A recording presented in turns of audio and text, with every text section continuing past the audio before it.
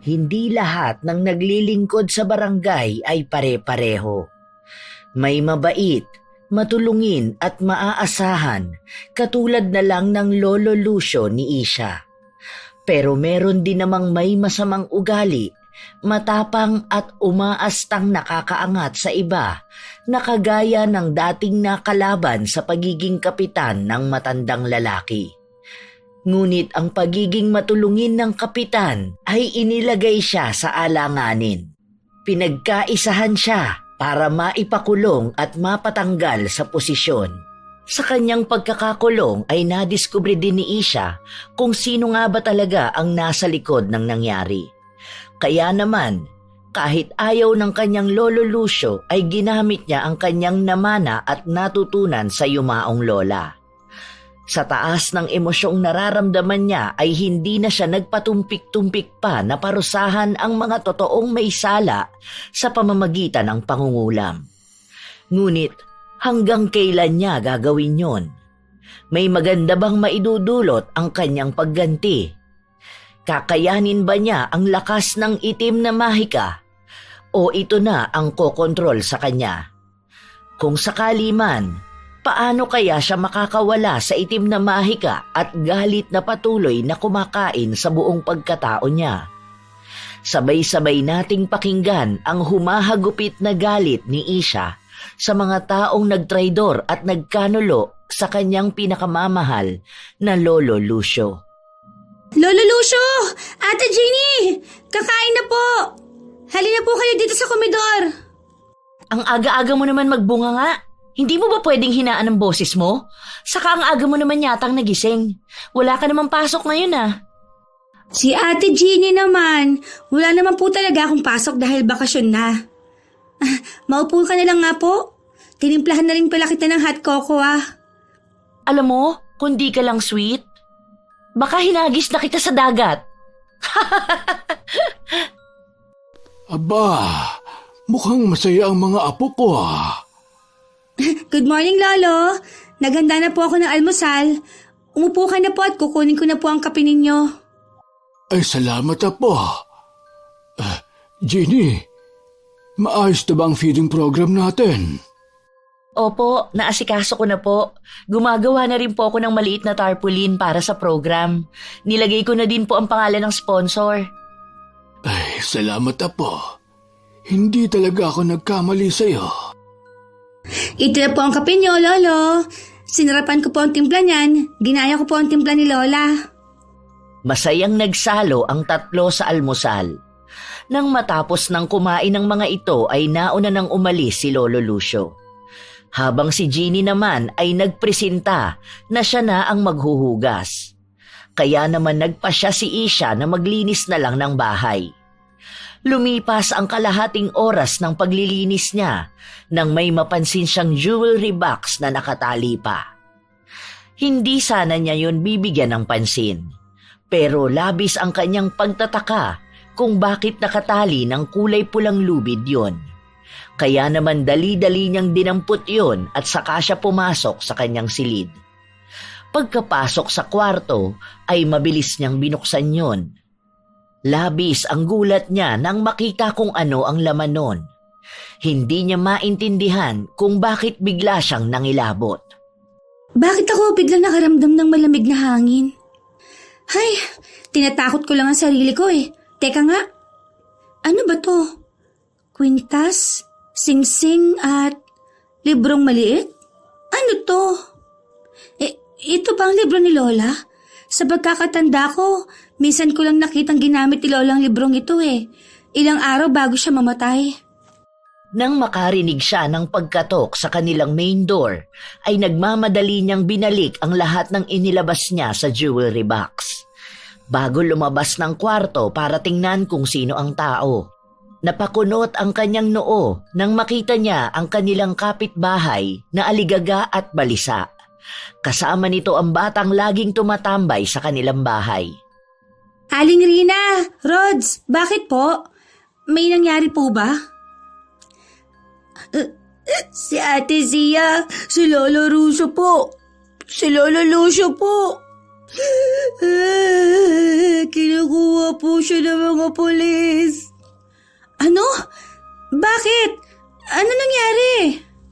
Hindi pa man nakakasagot si Rods ay biglang lumabas ang humahangos na si Jeannie. Natataranta ito at umiiyak na yumakap kay Isha. Sinabi ng babae sa kanya sa paputol-putol na kwento na hinuli ang kanilang lolo sa patong-patong na kasong isinampa rito. Kaya naman mabilis na kinuha niya ang kanyang motor at pinaandar palabas ng bahay. Bago umalis ay nagbilin na muna siya. Ate Jeannie, ikaw na po muna ang bahala dito. Pupuntahan ko si Lolo. Sisiguraduhin ko ayos siya.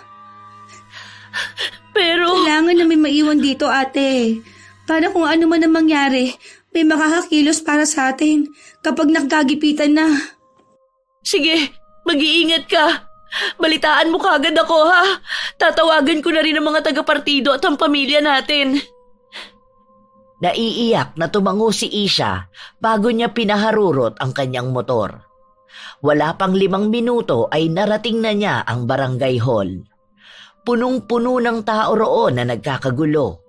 Naiiyak na bumaba siya sa kanyang motor at pilit na sumiksik papunta sa pinakaharap ng barangay. Kitang-kita niya kung paano hilahin palabas ang kanyang lolo ng isang pulis na minsang natulungan ng matanda para makapagtapos ng pag-aaral. Nagulat man ay mas nangibabaw ang galit at inis na nararamdaman niya sa nasasaksihan. Kaya walang pagdadalawang isip na lumapit siya sa pwesto ng kanyang lolo at pilit na tinatanggal ang mga kamay ng humihila sa may edad ng matanda. Bitiwan niyo po ang lolo ko! Bitiwan niyo! Nakikita niyo matanda na yan. Kailangan ba talagang kaladkarin ninyo? Ang kakapal na mga mukha niyo! Apo, hayaan mo na. Tumawag ka na lang ng abogado. Pero lolo, wala ka namang ginawang masama. Bakit nila ginagawa to? May sasabihin pa sana si Lolo Lucio nang biglang palibutan si Isha ng iba pang mga pulis at marahas siyang inilalayo sa matanda. Ano mang lakas ng sigaw niya ay tila hindi siya naririnig ng mga ito. Nagpupumiglas man ay walang nagawa ang dalaga. Kaya naman hindi na niya napigilan ang paghila kay Lolo Lucio at sa pagsakay dito sa mobil.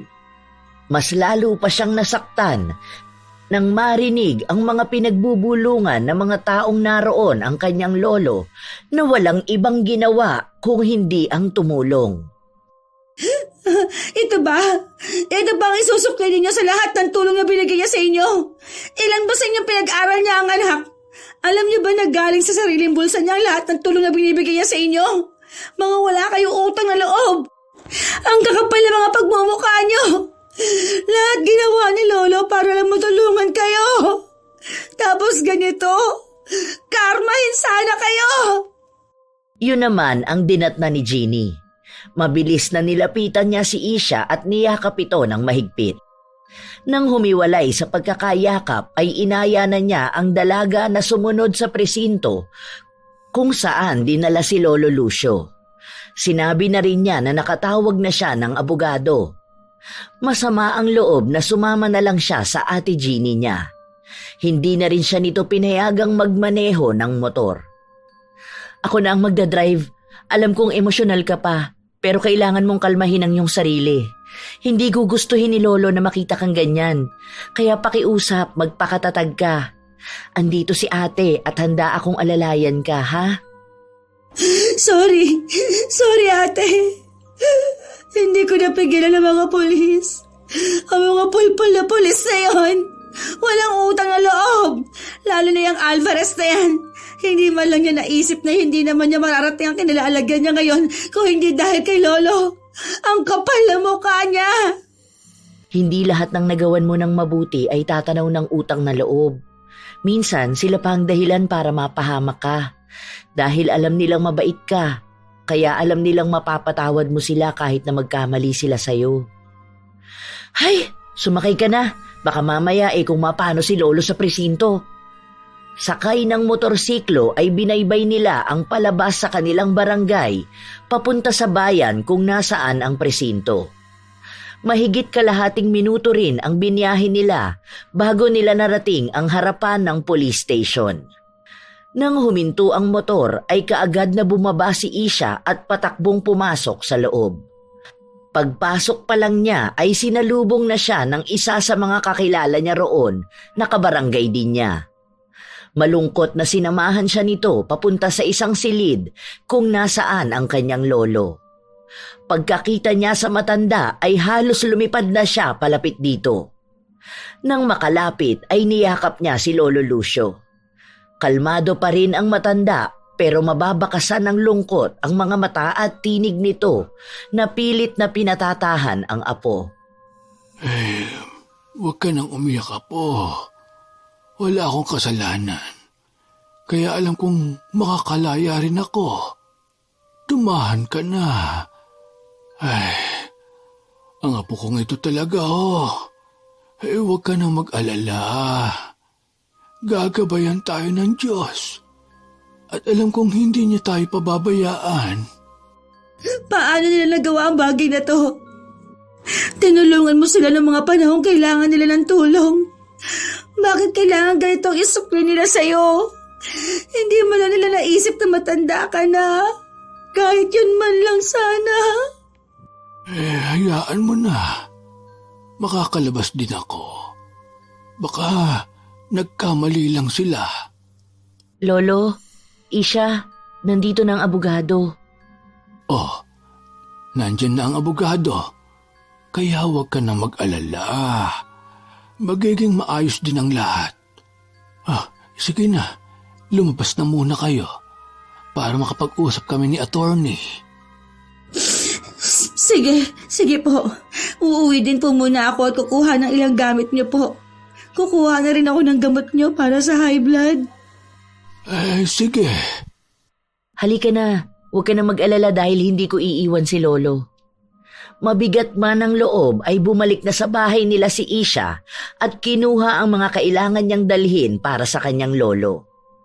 Habang nag-aayos ay nakarinig siya ng malakas na kalabog na nagmumula sa kanyang kwarto. Biglang nakaramdam ng kaba ang dalaga.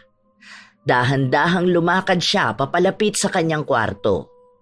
Nang malapit na siya roon ay bigla namang lumitaw sa kanyang likuran si Rods na siyang ikinagulat niya. Ate Sia! Ano pong tinitingnan mo dyan? Ay! Anak na tipaklong! Ay! Rods! Ikaw lang pala yan. Ginulat mo naman ako eh. Kanina ka ba dyan? Hindi po.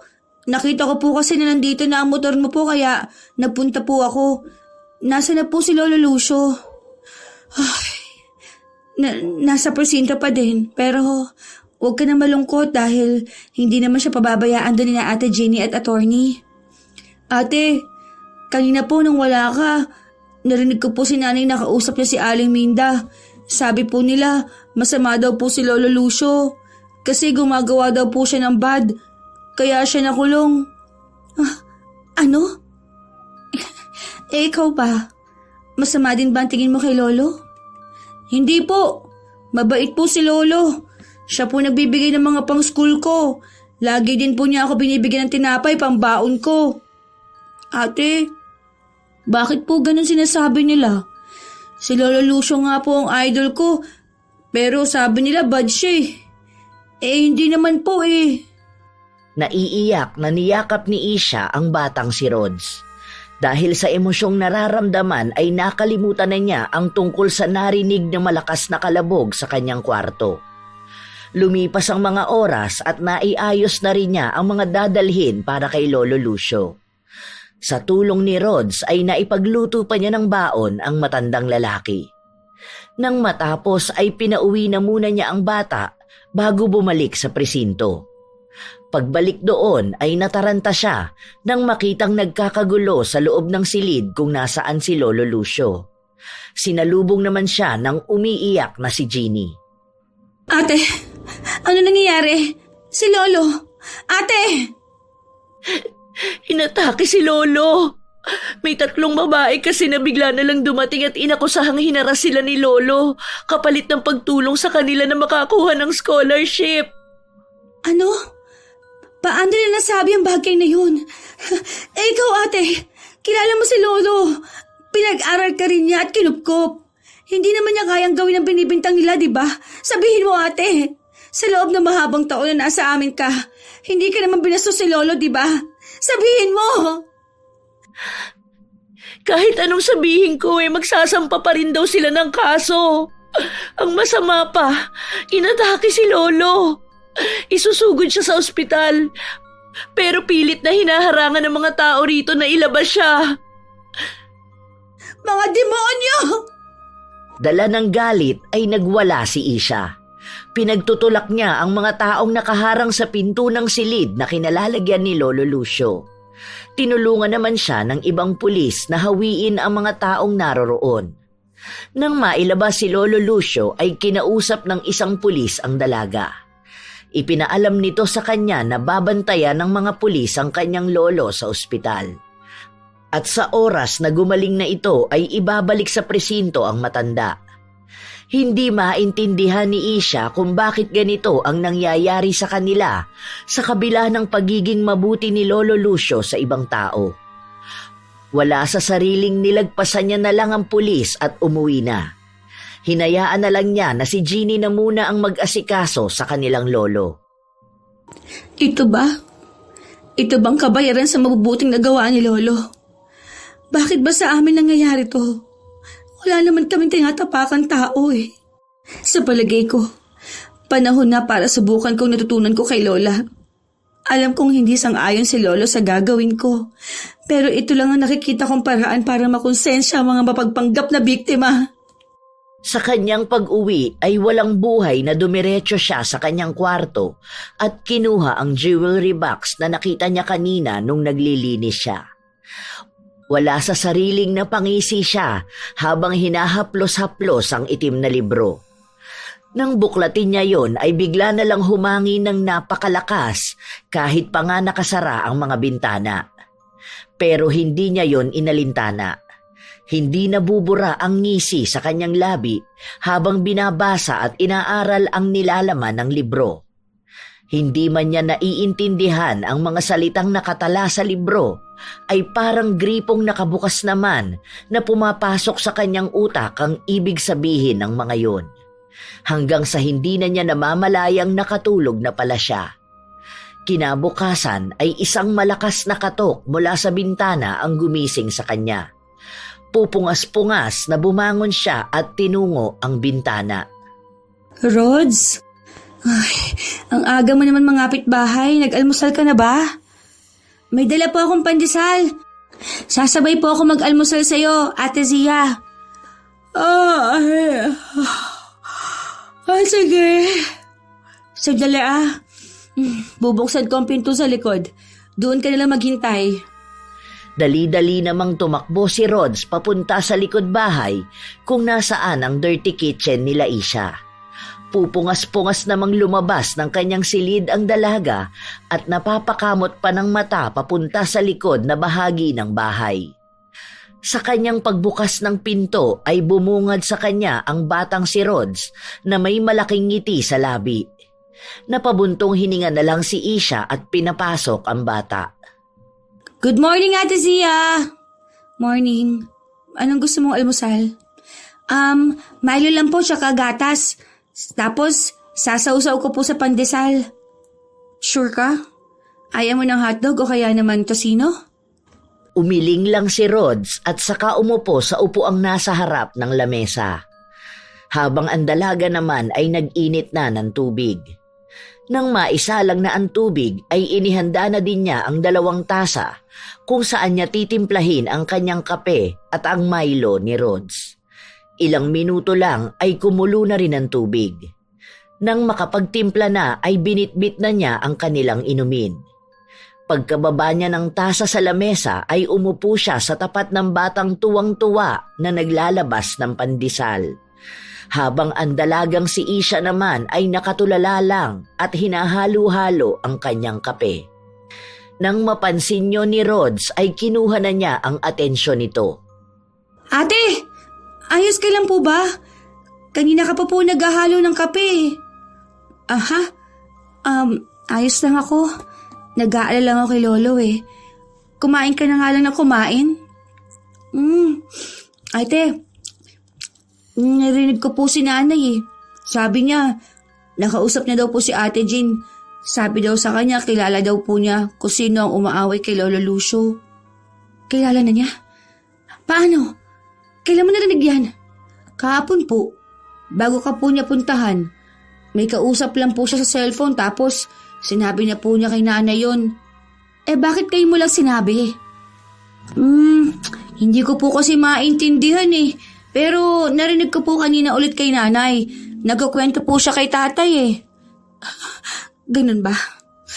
Kumain ka na ng kumain ha? Nang matapos mag-almusal ang dalawa ay inutusan ni Isha ang bata na kumuha ng mga kahoy sa bakuran lang din nila Lolo Lucio. Pinaipon niya yon sa isang bahagi sa likod na may kalayuan sa bahay. Hindi naman nagtanong ang bata tungkol doon. Nang magsimula na si Rod sa utos sa kanya ni Isha ay pumasok muli ang dalaga sa kanyang kwarto. Pagkapasok pa lang ay kaagad na niyang tinawagan si Jeannie. Ilang ring lang ay sumagot na ang babae. Isha, anong oras ka pupunta dito? Hinahanap ka ni Lolo. Ate, kilala mo ba lahat na nagsasampa ng kaso kay Lolo? Ha? Bakit mo natanong? Hindi ito ang tamang oras para dyan. Kung hindi ngayon, kailan ko pa malalaman kung sino ang mga traidor? Ate please, gusto ko lang malaman kung sino-sino mga traidor sa atin. Ay, sige. Isa si Karen eh. Taimtim na nakikinig si Isha sa bawat pangalan na binabanggit ni Jeannie. Napapapikit na lang siya sa sobrang pagkadismaya. Dahil bukod sa kalaban sa politiko ng kanyang lolo, ay marami din sa natulungan nito ang nagsampa ng kaso. Dahil din doon ay nabuo na ang kanyang desisyon. Wala na siyang pakialam kung magalit ang kanyang lolo sa kanyang gagawin. Pero sisimulan na niya ang pagpaparusa sa mga taong traidor mamayang gabi. Nang matapos ang kanilang pag-uusap ay kinuha niya ang itim na libro. Maging ang kwintas at singsing ay inilabas din niya. Plano niyang suotin yon mamayang gabi pag nagsimula na siya sa kanyang gagawin. Sa ngayon ay pag-aaralan na muna niya ang mga ritual na isasagawa niya. Pasensya ka na po, Lolo Lucio. Pero katulad nga na sabi mo noon, ako ang pasaway sa amin ni Ate Jeannie. Kaya ipapakita ko sa mga walang utang na traidor kung gaano ako kapasaway. Ipaaalam ko sa kanila na kung gaano kakabait, siya namang sama ko. Sisiguraduhin kong pagsisisihan nilang ginawa nila sa'yo, Lolo. Hindi ako papayag na tatapak-tapakan lang nila tayo. Nang sumapit ang gabi, sa ilalim ng bilog na buwan ay sinimula na ni Isha ang kanyang balak. Binuhusan niya ng gasolina ang mga nakatambak na kahoy at saka ito sinindihan. Nang magliyab na ang apoy ay itinaas niya ang kanyang kamay. Pinikit niya ang kanyang mga mata bago umusal ng isang dasal na parang ibinubulong niya sa hangin. Tila naintindihan naman yon ng kanyang paligid dahil bigla na lang nag-ingay ang iba't ibang panggabing insekto, mga huni ng hayop at maging ang malakas na hampas ng hangin na parang sinasabayan siya. Sa bawat pagbigkas niya ay siya ring pagningas ng apoy sa kanyang harapan. Nang matapos niya ang pag-usal ng dasal, ay inilabas niya ang papel kung saan nakasulat ang mga pangalan ng ilan sa mga nagsampa ng kaso sa kanyang Lolo Lucio. Napangisi pa siya habang tinititigan yon. Lintik lang, walang ganti. Sisiguraduhin kong maghihirap kayo. Kahit ang doktor, hindi kayo magagamot sa gagawin ko. At sisiguraduhin kong aatras kayo sa pagsasampa ng kaso sa lolo ko na walang ibang ginawa kundi ang maglingkod sa mga walang kwentang taong tulad nyo. Matapos sabihin yon ay itinapon niya ang papel sa apoy at muling umusal ng dasal.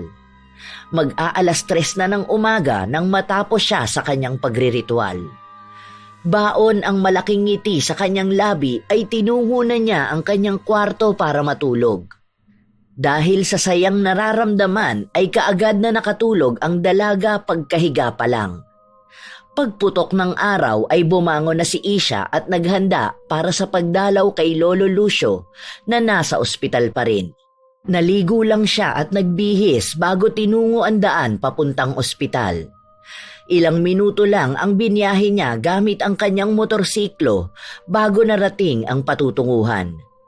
Pagka-park pa lang niya ng kanyang motorsiklo ay natatanaw na niya sa harapan ng ospital ang mga taong natataranta sa pagpasok. Nakilala niya pa ang ilan sa mga yon. Good luck sa inyo. Ngayon, nagkakandara pa kayo magpagamot. Nakakatawa naman. Huy, kanina ka pa nakatayo dyan ah. Ay! Anak ng... Ate Jenny naman, aatakihin ako sa'yo niyan eh. Ano bang ginagawa mo dito sa labas? Bumili lang ako ng kape at tinapay ni Lolo. Maiba ko, bakit ngayon ka lang? Alam mo bang kahapon ka pa hinahanap ni Lolo? Isya naman, ganito na nga ang nangyayari. Ano pa bang pinagkakaabalahan mo? Naimportante lang ako inasikaso. Huwag ka na magalit, Ate Jenny. Nararamdaman kong makakauwi na rin si Lolo sa bahay. Soon. Hindi ko alam, pero ang balita ko idinidiin talaga si Lolo ng 3 babaeng bruha na nagpapanggap na hinara sila ni Lolo. Huwag kang mag-alala, ate. Matatauhan din naman ngayon. Tara na sa loob. Baka lumamig na ang kape ni Lolo eh. Alam mo namang mas gusto niyang napapasaw ng kape. Paano ka pa nakakapag-relax ng ganyan? Alam mong mahirap ang sitwasyon ngayon, lalo na at nag-i-insulin na si Lolo. Paano na lang kapag nakulong na siya? Natatakot ako. Ate naman, masyado kang nega. Halika na nga. Magkasabay na naglakad ang dalawa papasok sa ospital. Nang makapasok sila ay hindi maiwasang mapangiti ng lihim si Isha. Lalo na nang makita niya ang pamilya ng mga taong nakasulat ang pangalan sa papel na sinunog niya. Narinig niya pa sa bawat daraanan nila na kakaiba ang sakit na dumapo sa mga ito. Ang sabi pa nga ng isang ale sa nurse ay hindi nila malaman ang pinagmulan at dahilan ng pagkakaroon ng mga pasong kumakalat sa balat ng mga isinugod. Nang malagpasan nila ang mga nurse ay nakasalubong ng dalawa ang kanilang lolo na nakaposas na kasama ang 2 pulis. Pareho silang nataranta. Anong ginagawa nyo? Hindi pa maayos ang lagay ng lolo namin ah. Hindi pa nga napapatunayang may sala siya pero pinosas nyo na? Ganito na ba ngayon? Bitiwan yung lolo namin. Mga walang hiya kayo. Bitiwan nyo. Mga apo, hayaan nyo na. Tawagan nyo na lang si attorney. Ako na sasama kay Lolo. Sumunod ka na lang. Walang nagawa ang dalawa kundi sundin ang kanilang Lolo Lucio. Nang akayin na palabas ang matanda ay kaagad na sumunod si Jeannie habang nagtitipa sa kanyang cellphone. Si Isha naman ay naiwang nanginginig sa galit sa hallway ng ospital. Nakakuyom ang kamaong nakatitig lang siya sa kawalan. Nang walang ano-ano ay bigla na lang siyang nilapitan ng dating nakalaban ni Lolo Lucio sa pagkakapitan. Isha, totoo ba ang nabalitaan ko na makukulong ang lolo mo? Nako, bakit naman nagkaganon? May mga peste kasing naninira sa lolo ko eh. Mukhang kinulang sa pesticide ang barangay natin kaya naglipa na sila. Ano ka ba? Makukulong na nga ang lolo mo, nakukuha mo pang magbiro. By the way, kung kailangan niyo ng tulong ko, puntahan mo lang ako sa bahay. O di kaya tawagan niyo ako. Hindi namin kailangan ng tulong mo. Pagkasabi noon ay iniwan na ni Isha ang lalaki. Kunot ang kanyang noo sa galit na tinungo na lang ang nurse station para asikasuhin ang bills ng kanyang lolo. Nang matapos niya yon ay sumunod na rin siya sa presinto gamit ang kanyang motorsiklo. Pagdating sa presinto ay inabutan na naman niya ang 3 babaeng nagsampa ng kasong sexual harassment kay Lolo Lucio. Dahil doon ay hindi na siya nakapagpigil pa. Nilapitan niya ang mga ito at bigla na lang niyang hinila ang buhok ng 2 sa 3 babae. Hindi naman lumaban ang mga ito. Pilit namang umaawat ang isa pa sa 3 pero tinadyakan lang siya ni Isha. Ang kakapal na mukha ninyo. Pagkatapos kayong tulungan ng lolo ko, ito pa ang gagawin ninyo. Nasaan ang konsensya nyo? May sakit na ang lolo ko. Pero kailangan pa niyang danasin ang bagay nito dahil sa mga walang utang na loob na kagaya ninyo. Naagaw naman ang atensyon ng pulis sa komosyong nagaganap. Mabibilis na kumilos ang mga ito at pilit na tinatanggal ang kamay ni Isha sa ulo ng 2 babae. Ngunit kahit anong pilit nila ay hindi bumibitaw ang dalaga.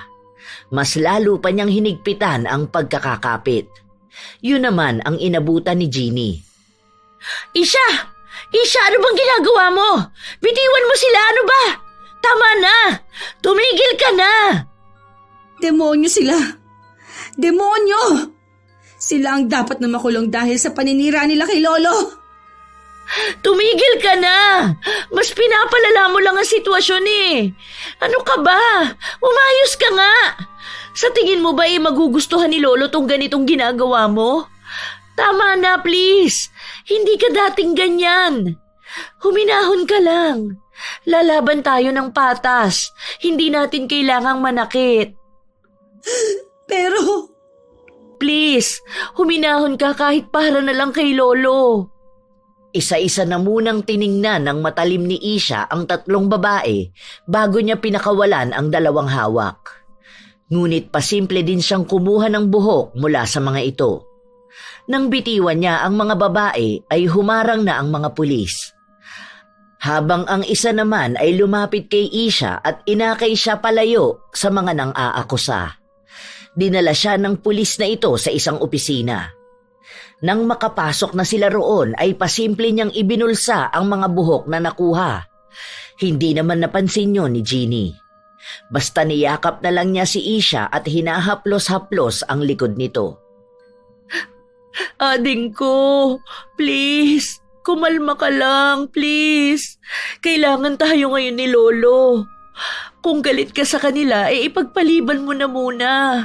Pag naayos na natin ang kaso ni Lolo, sasamahan kitang bugbugin sila. Gagawin mo yun? Siyempre naman. Pamilya tayo, di ba? Napakalaki ng utang na loob ko kay Lolo.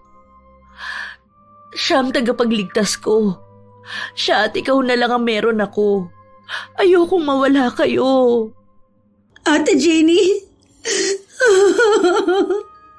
Pagsapit ng gabi ay nasa likod bahay na naman si Isha. Bitbit ang itim na libro, kandila, lubid at 3 manika. Sa gabay ng liwanag ng buwan ay muli na naman siyang nagsagawa ng iba namang ritual. Sa pagkakataong ito ay gagamit siya ng manikang gawa sa tela. Lumuhod na muna siya bago ibinaon ang halos kalahati ng kandila sa malambot na lupa at sinindihan yon. Sa harap ng kandila ay maingat na nilapag niya ang 3 manika. Pagkatapos nun ay binuklat niya ang itim na libro at binasa ng malakas ang nilalaman ng pahina para sa pagkontrol sa mga taong gusto niyang kulamin. Ang mga manikang ito ay kakatawan sa inyo, Risa, Tonet, at Ami. Gamit ang buhok ng 2 ay ipagkakaloob ko sa inyo ang kakaibang sakit na hindi nyo basta makikita, kung hindi inyo lang mararamdaman. At sa'yo naman, Ami. Napangisi pa si Isha. Hinahaplos-haplos ang 3 manika. Habang sa kaliwang kamay naman niya ay ang nakabukas na itim na libro. Itinali na rin niya ang hibla ng mga buhok sa 2 manika. Habang ang nasa pinakagitna ay nilagyan niya ng pangalan na Ami gamit ang isang palitong sinindihan. May ibinulong pa siya rito bago hinipan ang apoy. Pagkatapos nun ay nakangiting isinulat niya ang pangalan ni Ami sa dibdib ng manika. Gamit ang iyong pangalan ay bibigyan kita ng sumpa. Sa tuwing magsisinungaling ka ay unti-unti ding mauubos ang lakas ninyong tatlo. Sa bawat sinungalingan na lalabas sa iyong bibig ay siya ring inyong pagdurusa. Hindi lang panghihina ang inyong mararamdaman, kung hindi makakaramdam kayo ng init na nagmumula sa loob ng inyong katawan. At para mapawi ang sumpang aking ipapataw, ay kailangan ninyong sabihin ang lahat ng katotohanan patungkol sa kasong inaakusan ninyo sa lolo ko.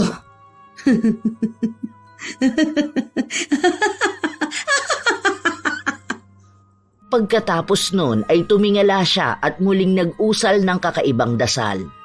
Sinabayan naman yon ng langit ng pagkulog at pagkidlat. Nang matapos ang kanyang ginagawa ay nagbalik na siya sa kanyang kwarto.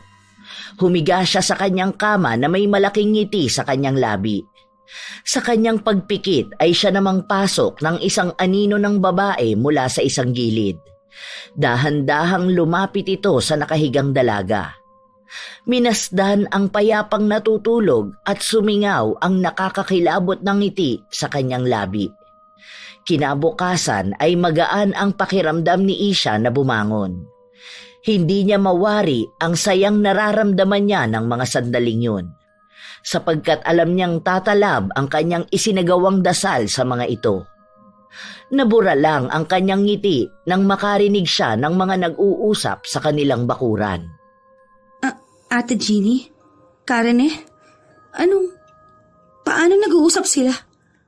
Maingat na lumapit sa may bintana ang dalaga at bahagyang sumilip. Kitang-kita niya na magkayakap ang dalawa. Naririnig din niya ang pag-uusap ng mga ito tungkol sa nangyayari sa kanyang lolo Lucio. Nagwagi tayo. Ngayon ay sigurado na ang aking pagkapanalo sa susunod na eleksyon. Akalain mo, hanggang ngayon ay hindi ka pa din nila pinagdududahan. Wala silang kaalam-alam na ikaw ang nanakot sa 3 babae para kasuhan ng pobreng matanda.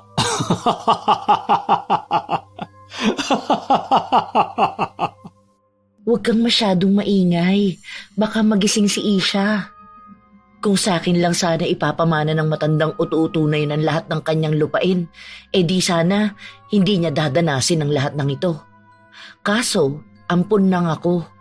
Kaya halos lahat mapupunta kay Isha. Kakapiranggot lang ang mapupunta sa akin. Kahit ang bahay na ito ay kay Isha na nakapangalan. Hindi man lang nag-isip ang matandang yun na ako ang nag-alaga sa kanya at sa bruha niyang asawa. Hindi sa pinagdududahan kita, love. Pero, may kinalaman ka ba sa pagkamatay ng asawa ni Lucio? Ang ginawa ko lang naman, nilaglag ko ang bruha na yon sa pamilya ng ipinakulam sa kanya. Kaya nga bumalik sa kanya ang kulam niya . Malay ko ba na ikamamatay niya yun? You're such a bad witch. Huwag kang mag-alala. Hindi ba nga ang sabi mo, nasa iyo naman ang mga papeles. Matutulungan kita para mapalitan ang pangalan ng iba sa mga lupain ng matanda. Well, isa na lang naman ang titulong hindi pa napapalitan ng pangalan. Kailangan ko kasing ipapirma kay Isha yun. Anong lupa pa ba ang nasa pangalan pa din niya? Itong buong lupa na ito at ang malaking bahay. Lingid sa magkasintahan ay narinig lahat ng iyon ni Isha. Nagulat man siya at hindi makapaniwala sa lahat ng nakuhang impormasyon ay sapat na yon para mas lalong magningas ang galit sa kanyang puso. Galit na tila nagpapabaliw na sa kanya. Hindi na nga niya namalayang tumutulo na pala ang kanyang mga luha. Dahil sa sakit na nararamdaman, ay bumalik na lang siya sa kanyang kama at nag-isip ng isang plano. Tatapusin ko lang ang kaso ni Lolo.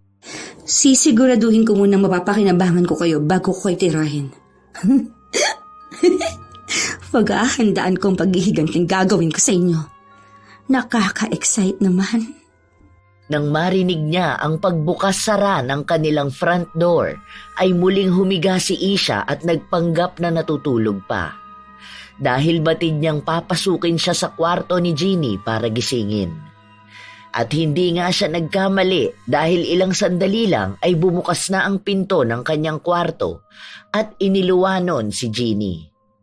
Nilapitan siya nito at mahinang niyugyog. "Isha, gising na. Pupunta pa tayong presinto para madala ng pagkain si Lolo. Dadaanan pa natin si attorney. Bangon ka na. Uy!" Sandali lang, te. 5 more minutes. Ay, ang sakit kasi ng katawan ko eh. Hay nako, ano ba kasing pinagagawa mo kagabi? Ganito na lang pala, mauna na ako sa presinto. Dadaanan ko na rin si attorney. Sumunod ka na lang ha, iiwanan na din kita ng almusal. Sige po, sunod na lang ako. Una na pala ako, siguraduhin mong nailak mo lahat bago ka umalis ha. Hay, dyan ka na nga. Bumangon ka na ha. Napakabagal mo pa namang kumilos. Hindi na sumagot si Isha. Kaya naman umalis na si Jeannie. Nang makaalis ang babae ay bumangon ang dalaga. Matalim ang tinging ipinukol niya sa pintong nilabasan ng ate. Nang masiguradong nakaalis na si Jeannie ay tinungo ng dalaga ang kwarto nito. Doon ay naghanap siya ng mga pwede niyang magamit na ebidensya sa mga kabalbalang ginagawa nito.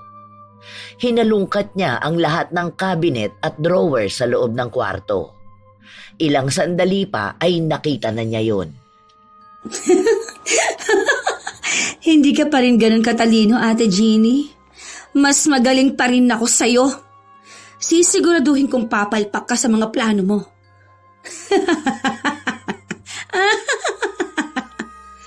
Bit-bit ang mga titulo ng mga lupain ay lumabas siya sa kwarto ni Jeannie.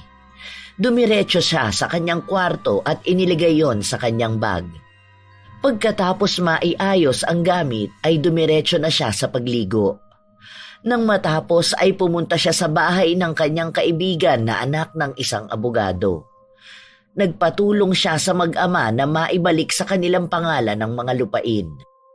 Madali namang natapos ang pag-uusap ng mga ito nang malaman nilang peki lang ang lahat ng papel. Nakahinga naman ng maluwag si Isha dahil doon. Nang matapos na ang pag-uusap nila ng abogado at saka lang siya nagtungo sa presinto. Maraming salamat po, Tito. Ikaw na po ang bahala. Pupunta na po muna ako sa presinto. Aasikasuhin ko po muna ang kaso ni Lolo. Matapos makapagpaalam ay nagmaneho ng muli ng motorsiklo si Isha. Habang binabaybay niya ang daanan papunta roon ay kinakalma na rin niya ang kanyang sarili. Ilang sandali pa, narating na ng dalaga ang presinto. Pagpasok doon ay kaagad niyang nakita si Jeannie, nakausap ang attorney ni Lolo Lucio. Bumuntong hininga muna siya bago nilapitan ito. Pagkalapit niya ay masaya siyang niyakap ng babae na labis naman niyang ipinagtataka. Bakit? Ano nangyari, ate? Umatras na ang 3 babaeng nagsampa ng kasong sexual harassment. Inamin nila na may nanakot at nagbayad lang sa kanila, kaya sila nagsampa ng kaso kay Lolo Lucio. Humihingi din sila ng tawad sa ating pamilya. Sa ngayon ay inaasikaso na namin ang pagpiyansa kay Lolo. Dahil wala namang legal case, piyansa na lang para makalabas siya. Pero hindi siya pwedeng lumayo hanggat ongoing pa ang investigation sa alleged cases na isinampa sa kanya. Talaga? Makakauwi na si Lolo? Thank you po. By the way, magkano ang piyansa na kailangan po nating ipunin? Bayad na ang piyansa ni Lolo Lucio. Inaasikaso na lang ang release niya. At saan naman ang galing ang pambayad, Ate Jeannie? Sa pagkakaalam ko, mababa ang 20,000 na piyansa. Tumulong si Karen eh. Okay. Alam kong hindi mo gustong ginawa kong hakbang, pero yun lang ang naisip kong paraan para mailabas na natin si Lolo eh. Sa ngayon, pumunta ka na muna kay Lolo para tulungan siyang mag-asikaso ng mga gamit niya. Hindi na sumagot si Isha. Naglakad na siya papunta sa kanyang lolo. Inabutan niyang nagdadasal ng rosaryo ang matanda, kaya naman hindi na niya ito inabala pa. Ang ginawa na lang niya ay iniligpit ang ilang damit at gamit nito. Ilang oras pa ang lumipas at kasama na nilang nakauwi ang matandang kapitan. Sinalubong sila ng ilang mga loyal kay Lolo Lucio. Kasama na ron ang pamilya ni Rhodes na may mga bitbit pang bilao ng mga gulay at basket ng mga prutas. Masaya namang nilapitan ng matanda ang mga ito. Wow! Nako! Namiss ko to, Jeannie, Isha. Kunin niyo na ang mga ito. Madali kayo. Baka nangangawit ng ating kapitbahay. Lolo Lucio! Yay! Nakauwi na po kayo! Aba! Mukhang sobrang namiss mo ko ha. Opo, pwede po ba ako matulog dito mamaya? Gusto po kita makatabi matulog, Lolo Lucio. Aba, inunahan mo pa ako ha? Miss na miss ko po si Lolo kasi mas masarap po siya magtimpla ng Milo eh. Sige, tabi tayong matulog. Pero magpaalam ka din sa nanay at tatay mo ha. Halina kayo sa loob para makapagmerienda na tayo. Naunang pumasok si Lolo Lucio. Kasunod niya ang kanyang mga bisita at nahuli naman sina Jeannie at Isha na may bitbit ng mga bagay ng kapitbahay. Dumiretso ang mga ito sa isang malaking kubo na nasa gilid lang ng bahay. Habang ang dalawang dalaga ay sa kusina dumiretso para maghanda ng merienda. Nang marating nila ang kusina ay pasimpleng tinabig ni Isha si Jeannie at nagpanggap siyang hindi yon sinasadya. Hindi naman pinansin ng babae ang ginawa ng dalaga. Pagkababa niya ng bilao ay kumuha na siya ng egg spread na nasa loob ng ref. Habang si Isha ay umalis naman at nagpunta sa katabi nilang tindahan para bumili ng soft drinks. Aling Mayet, tatlong 1.5 nga po na Coke, saka disposable cups po, yung 10 ounce. Tapos yung sukli po lollipop na lang para kay Rhodes. Nang makuha na ang kanyang binili ay dumiretso na siya sa kubo. Inabutan niya din doon si Jeannie na namimigay ng tinapay sa ilang bisita ni Lolo Lucio. Pagkababa ng kanyang mga binili ay kaagad niyang binuksan ang soft drinks at ipinaglagay ang kanyang lolo. Habang nagmemeryenda ay panay lang kwentuhan ang mga bisita at ang matanda. Kaya naman nagpa siya si Isha na pumasok sa kanyang kwarto. Sa kanyang pagpasok ay bigla na lang siyang nanghina. Kaya nahiga siya sa kanyang kama at umitlip. Wala pang ilang minuto ay bigla siyang napadilat. Nagulat pa siya nang makita niya ang kanyang lola na yumao na. Lola? Lola ko! Ay, sorry po! Sorry! Hindi ko po sanang gustong suwayin kayo ni Lolo pero hindi ko na kayang ginagawa nila. Sobra na sila. Naging mabuti lang naman sa kanila si Lolo. Tapos ganun ang gagawin nila. Isa pa si Ate Jenny. Ang kapal na mukha niya. Siya palang dahilan kung bakit kayo napahamak. Huwag ka pong mag-alala. Ako na pong bahala sa kanya. Igaganti ko po kayo. Ngunit hindi sumagot ang kanyang lola. Bagkus ay naglakad ito palapit sa isang lumang drawer na hindi nagagamit ni Isha. Sinubukan ng matandang babae na buksan yon pero tumatagos lang ang kanyang kamay sa hawakan nun. Nakuha naman kaagad ng dalaga ang nais nitong sabihin. Kaya tatayo na sana siya nang bigla na lang siyang malaglag sa kanyang higaan.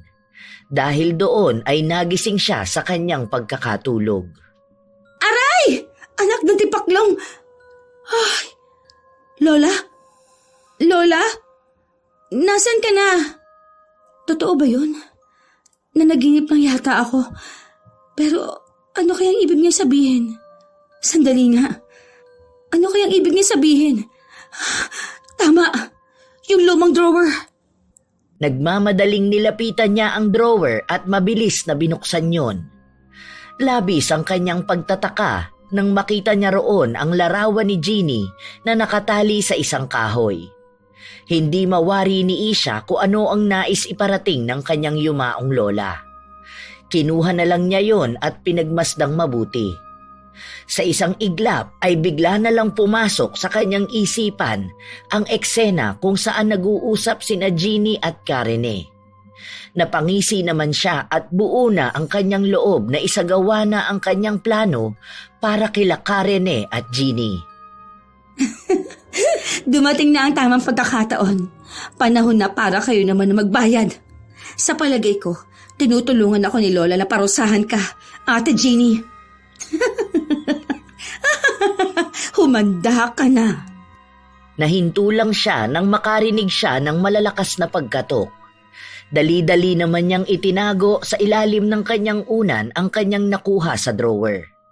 Inayos pa niya ang kanyang sarili bago tinungo ang pinto para tingnan kung sino ang kumakatok. Pagbukas niya ay sumalubong sa kanya ang seryosong mukha ng kanyang lolo Lucio. Bigla siyang nakaramdam ng matinding kaba sa ekspresyon ng mukha nito. Lolo, bakit po? May iuutos po ba kayo? Kung ano man ang binabalak mo, huwag mo nang ituloy. Ano po bang sinasabi niyo? Ano pong balak? Kahit hindi mo aminin sa akin, nararamdaman ko na may masama kang balak na gawin.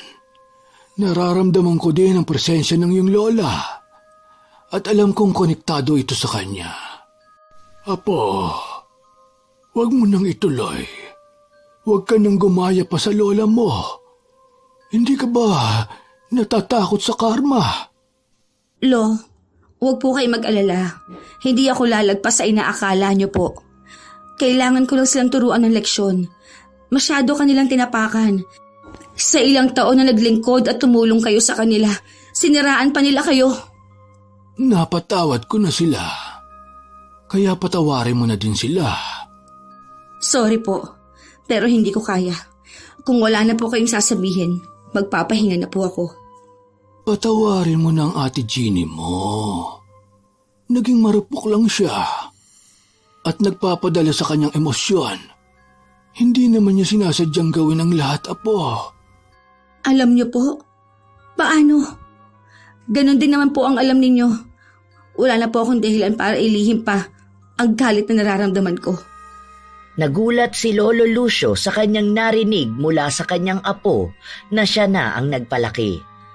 Bago sa kanya ang nakikitang katauhan ng dalaga. Tila ba hindi na ito ang mabait, malambing at malambot ang pusong si Isha. Napaatras na lang siya nang titigan niya ang mata ng dalaga. Hindi niya maintindihan kung bakit parang ibang tao ang nakikita niya sa mga mata nito. Ngunit napakapamilyar sa kanya ng pakiramdam na yon. Nangilabot siya nang tangkain sanang hawakan siya ng apo. Magpahinga ka na, Apo. Baka pagod ka lang. Nahuli na yata ako. Po, nahuli saan? Wala. Huwag mo na lang akong pansinin, Apo. Mukhang ako yata ang pagod. Kaya magpapahinga na muna ako. Si Ate Jeannie muna ang bahalang maghanda ng hapunan natin. Ayos ka lang po ba? Ihahatid ko na po kayo sa kwarto niyo. Hindi na. Kaya ko. Magpahinga ka na lang. Nagtataka man ay sinunod na lang niya ang sinabi ng kanyang Lolo Lucio. Lumipas pa ang mga oras. Nang sumapit na ang hating gabi ay muling lumabas si Isha ng kanyang kwarto at pumunta ulit sa likod bahay. Doon ay isinagawa niya ang ritual para kila Karene at Jeannie. Nang matapos na siya ay babalik na sana siya sa loob nang makita niya si Lolo Lucio na nakatayo sa may hamba ng pinto. Nakatitig lang ito sa kanya pero wala siyang makitang kahit anong emosyon sa mga mata nito. Sandaling napahinto sa kanyang pagbalik ang dalaga. Bumuga naman siya ng hangin bago muling inihakbang ang paa. Nang magkatapat na sila ay patay mali siya niyang tinanong ang kanyang lolo. Lo, bakit po gusto pa kayo? Itinuloy mo pa rin talaga. Ay, wala na akong magagawa pa. Pero sana lang, hindi ka magsisi sa huli. Pinaparusahan ko lang po sila. Hindi ko naman po sila papatayin. Hindi na talaga kita kilala. Ibang-iba ka na. Alam kong nasaktan ka sa nagawa nila. Pero Apo, hindi naman sagot ang pagganti. Pasensya na po. Pero hindi po ako kasing bait ninyo eh. Pasensya na po talaga, Lolo. Matutulog na po ako. Hindi na hinintay pa ni Isha ang sagot ng kanyang lolo. Dali-dali na siyang naglakad papasok at nilagpasan ang matandang lalaki na nagpalaki sa kanya. Nang makapasok na siya sa kanyang kwarto, ay napasandal pa siya sa likod ng pinto at saka hinayaang bumagsak ang luha na kanina pa niya pinipigilan. Luha hindi dahil sa sakit, kundi dahil sa bigat na kanyang nararamdaman na siya rin ang may gawa. Bakit? Bakit ganitong nararamdaman ko? Ito naman ang gusto ko, di ba? Pero bakit? Bakit sa tuwing makikita kong lungkot sa mata ni Lolo dahil sa ginawa ko ay ang bigat-bigat? Isha, desisyon mo to kaya tama lang na tanggapin mo ang kaakibat na consequences. Nanlalambot na lumapit siya sa kanyang kama at basta na lang ibinagsak ang kanyang katawan. Doon ay ibinuhos niya ang lahat ng guilt na kanyang nararamdaman. Hindi na rin niya namalayan na nakatulugan na niya ang pagsisintimiento. Kinabukasan, nagising si Isha dahil sa malakas na sigaw na nagmumula sa kwarto ni Jeannie. Nagising man ay hindi siya bumangon kaagad dahil batid niya na umepekto na ang kulam na kanyang ginawa. Tama lang yan sa'yo. Mabaliw ka sa mga kalokohang ginawa mo sa pamilya ko. Good luck sa'yo. Siguradong ngayon, nagkakaroon ka na ng hallucination. Pagsisisihan ninyo ang ginawa ninyo. Dinig na dinig pa ni Isha ang nag-aalalang boses ng kanyang lolo, habang panay sigaw lang si Jeannie. Hindi pa sana siya tatayo, kaya lang ay tinawag siya ng kanyang lolo. Walang gana namang tumayo siya at lumabas ng kwarto.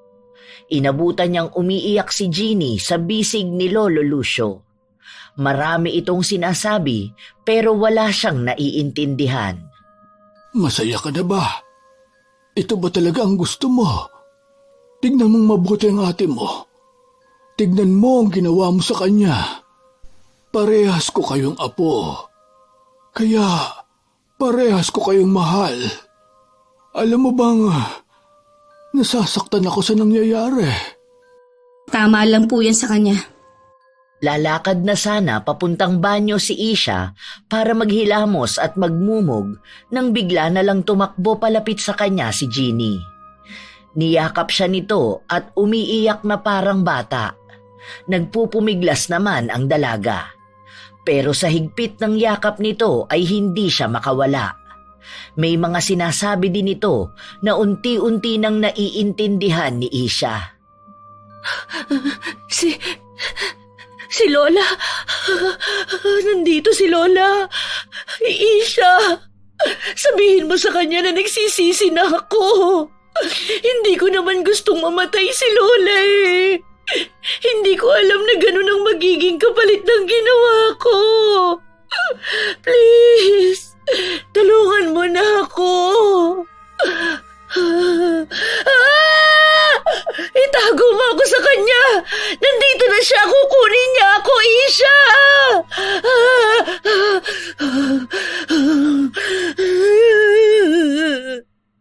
Ano? Nagsisisi? Talaga ba? Bakit ngayon lang? Parang awa mo na. Itago mo ako kay Lola. Kukunin niya ako.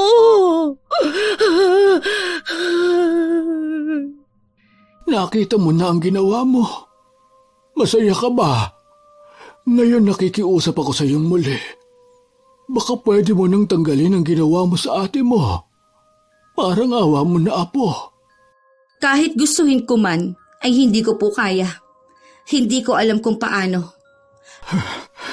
Masisikmura mo bang kalagayan ng ate Jeannie mo? Ha? Apo ko! Lo, seryoso po ako. Kahit gustuhin ko, hindi ko alam paano tatanggalin. Hindi na nakaimik si Lolo Lucio sa sinabi ni Isha.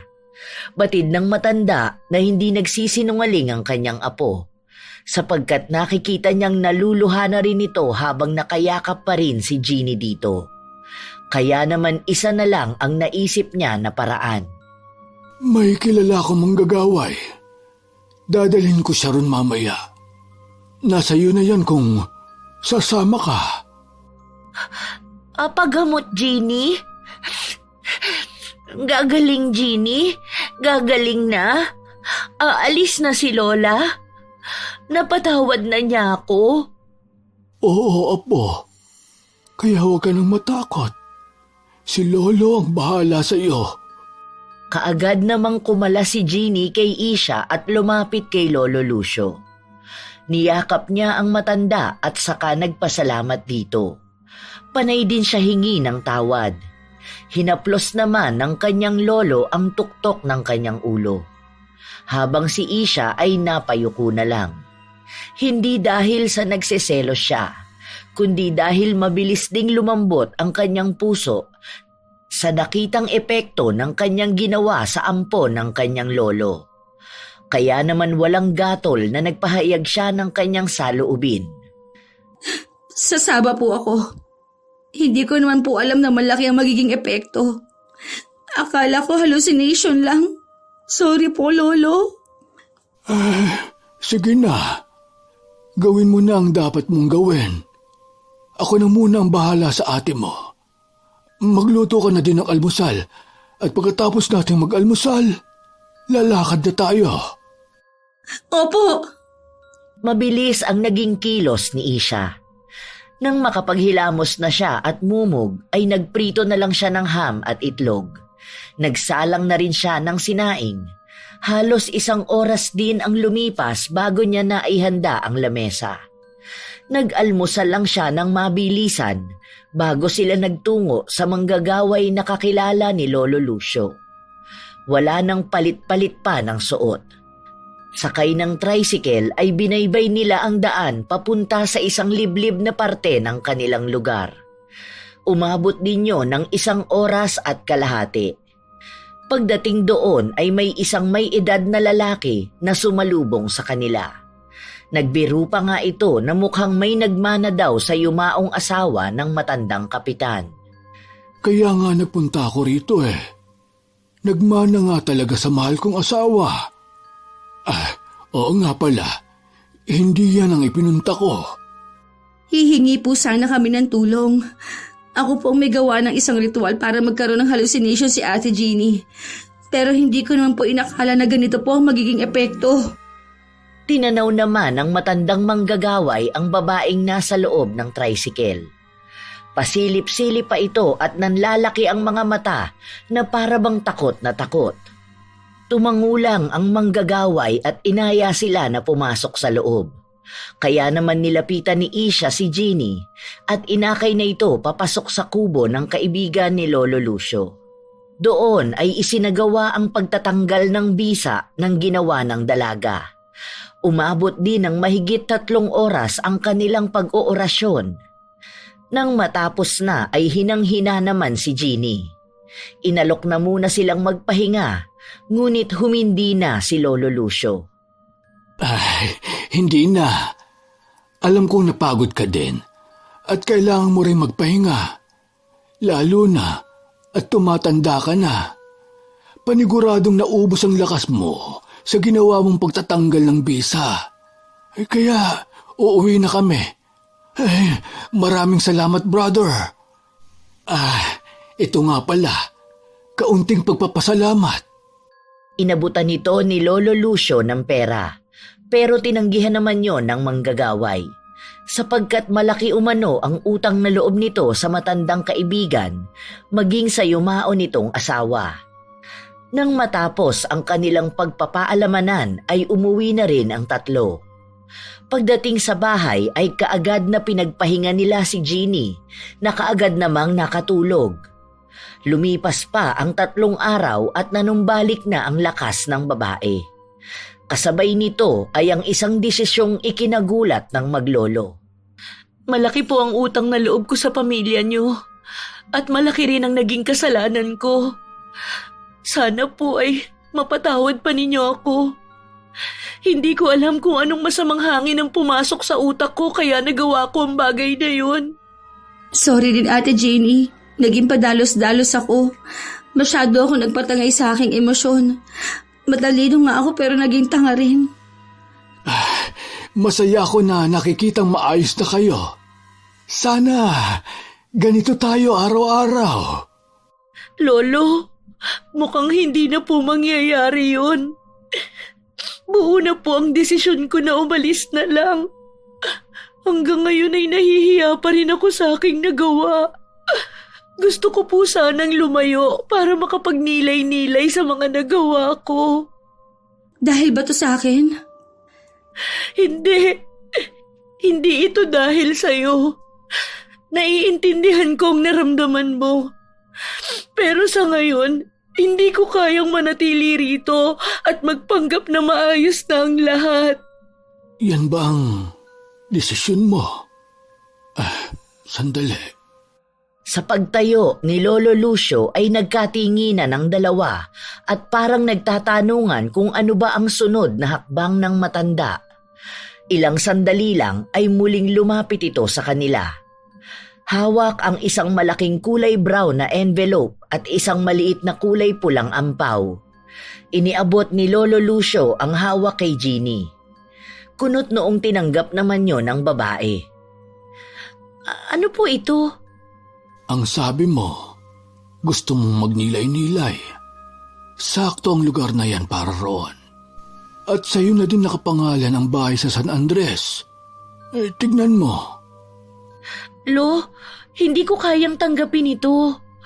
Napakalaki ng naging kasalanan ko. Tanggapin mo na yan. Ang nasa ampaw, panggastos mo. Umiiyak na yumakap ang babae kay Lolo Lucio. Hindi siya makapaniwalang bibigyan pa rin siya nito kahit pa nga ganoon na ang nangyari. Habang si Isha naman ay nakangiting nagpapahid ng luha sa kanyang mga mata. Totoong nagalit siya noon sa ampo ng kanyang lolo. Pero masaya siya para rito. Ano Isha? Tutunganga ka na lang ba dyan?